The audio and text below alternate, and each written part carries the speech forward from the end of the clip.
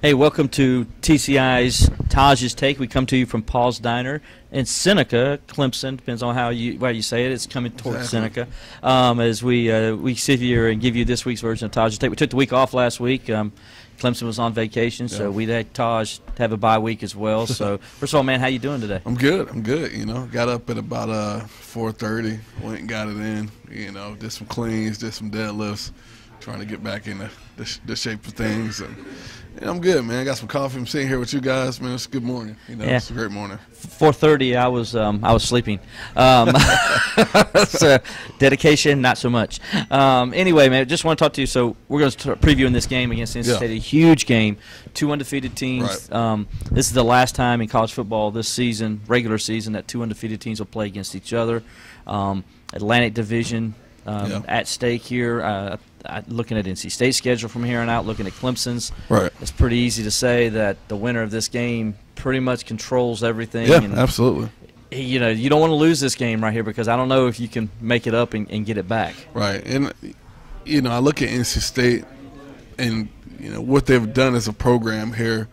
You know, at least since I've been here, and it's one of these teams where you don't necessarily know what you're getting until you step out on that football field. I know for Clemson, NC State specifically, they always find a way to play Clemson tough. I think that's just their mindset. That, you know, as we're going to talk about some of the comments, that's just kind of who they are. So it's going to be a dogfight. I expect nothing less. But Clemson is rejuvenated coming off of the bye week. There's a fresh set of momentum.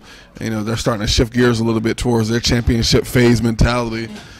So it'll be exciting to see how this game is handled, especially if there's weather involved, like the rain that may be coming. Well, you know, earlier this week, Coach Sweeney did something that he normally doesn't do. He went away from his normal philosophy of nameless, faceless opponent. Every game is the biggest game.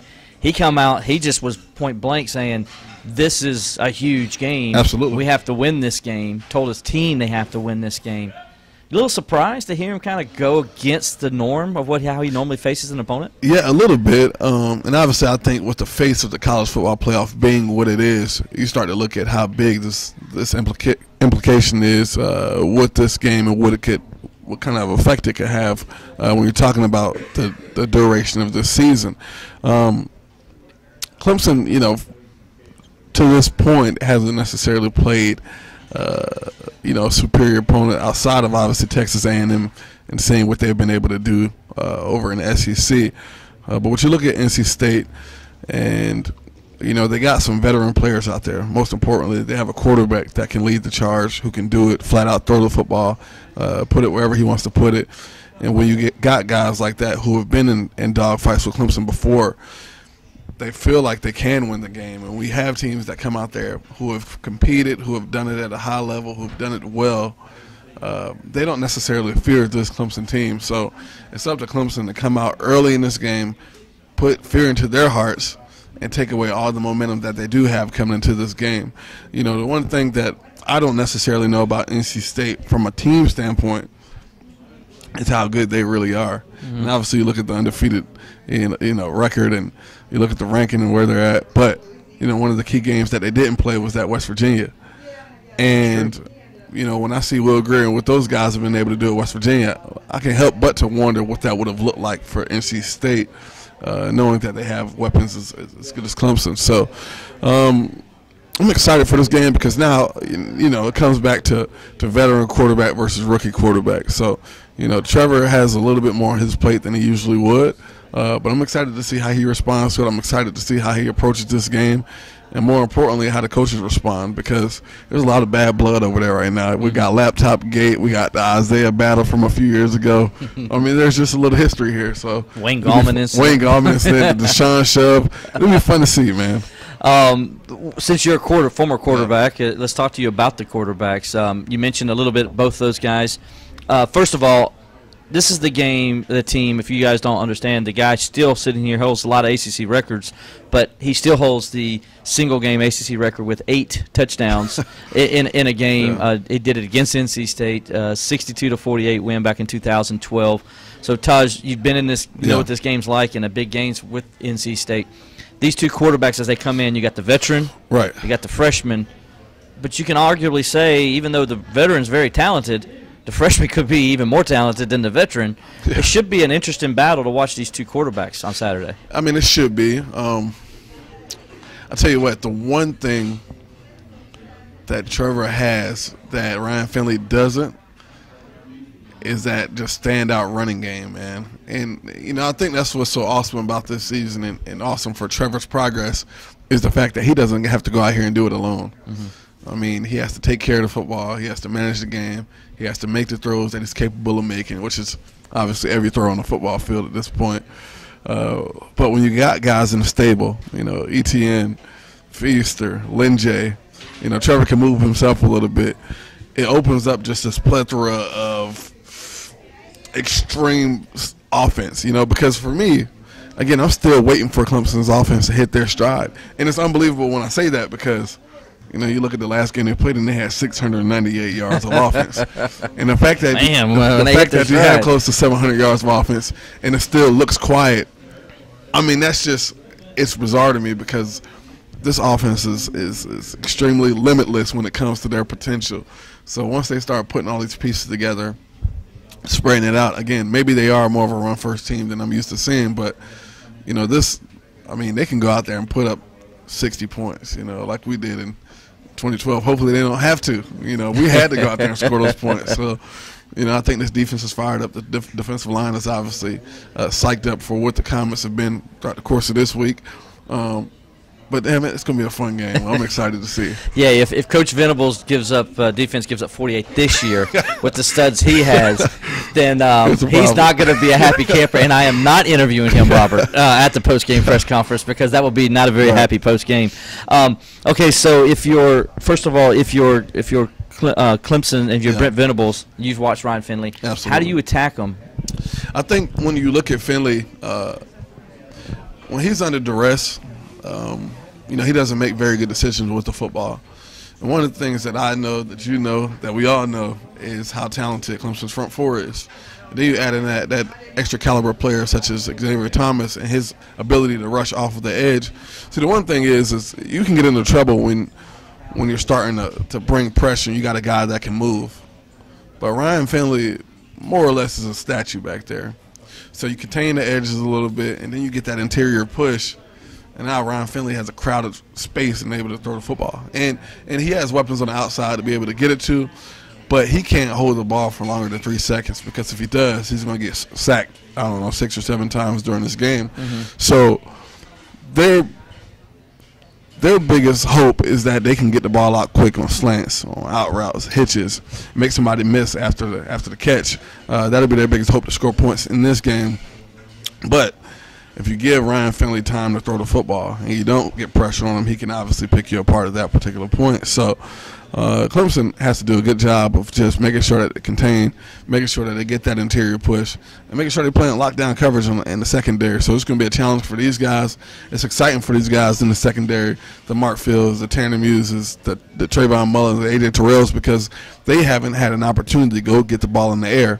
I mean, Mark has. It's kind of been unsuccessful with the ball in there, but you hear that, Mark? He's called you out. But you know, more so than anything, I mean, these guys will be able to continue to put stuff on tape and try to go be ball hawks, man. So it should be fun. And again, if it does rain and they have to take the air out of the football, I mean, Clemson's advantage way up, you know. So. Yeah, and then on the other side, if you're Trevor Lawrence, how are you attacking that NC State secondary, which has been suspect this year, and it's acceptable against the pass? Well, I mean, when you got ETN, who has put himself into the Heisman conversation, who has made himself into one of the top backs in college football, period. I think they're going to try to stack the box a little bit, and that's tough because you don't want to do that. You got one-on-one. You got one-on-one on the outside. Yeah. And you got T. Higgins, and you got Amari, and you got, you know, Hunter Renfrow who catches everything, and you got Overton, guys like that. I mean, it's scary. That's why I like this offense. You know, in order to stop it, I mean, you got to be able to play one-on-one on the outside and win and stack the box. And I don't see NC State being able to do that and stop this offense from doing what they want to do. Pass protection, offensive line. Concern there? Because they've given up 10 sacks this year. Man. And that's one of the things. I think they're growing. Obviously, I don't think they're where they need to be at this point. But, you know, Trevor can't afford to continue to take some of the hits that he's been taking this season. I mean, he scares me every time he gets hit, man, because he is so tall. His Maybe he body's just extends one the play huge too target. long. Exactly. You know, Yeah. he holds the ball a little bit too long at this point because he is so confident in that line. But I don't know if I necessarily would be at this point. Right. So, you know, Trevor has to make good decisions, take care of the football, you know, get the ball. He's done a great job of not forcing balls in the air. He throws checks down. He throws the ball away, something that I never wanted to do. I mean, if it's 3rd and 3, I'm going 40 yards down the field and seeing what happens. So, running back sitting over there wide open. I did. So, you know. You know, for Trevor, this is a new challenge for him. This is a new setting. And obviously, you know, this is his first time playing at homecoming, so the crowd is going to be raucous. I'm excited to see him continuously growing because, again, you know, we've seen the build-up for the first 6 weeks. You know, they're starting to hit their stride all together as a total unit, as a team all together. So you're going to start to see these pieces being put into place more and more and more, and you're going to start to get to the championship phase of Clemson football. And once that happens, I mean, it's scary for everybody out there. But more importantly, you know, a lot of these guys are going to continue to get reps. And one of the things that's been so awesome about, you know, those first 6 weeks for Clemson's football team is the fact that they've been able to play so many people. They've been able to get all these guys reps. So when you look at the depth of where they're at on the defensive line, on the offensive line, and the weapons on the outside, I mean, they can rotate guys in and out. And it's hard for any team to be able to sustain that with 4 quarters and be able to play with Clemson in that measure. Yeah, probably only one that we know of, and they're down Absolutely. there in Tuscaloosa, Yeah. Alabama. But anyway, so real quick before we go, what's your score prediction? You know, I'm going to go ahead and say 35-21. 35-21? 35-21. I mean, obviously they're capable of scoring. I think the game's closer. Hopefully, you know, it is a 2-touchdown win.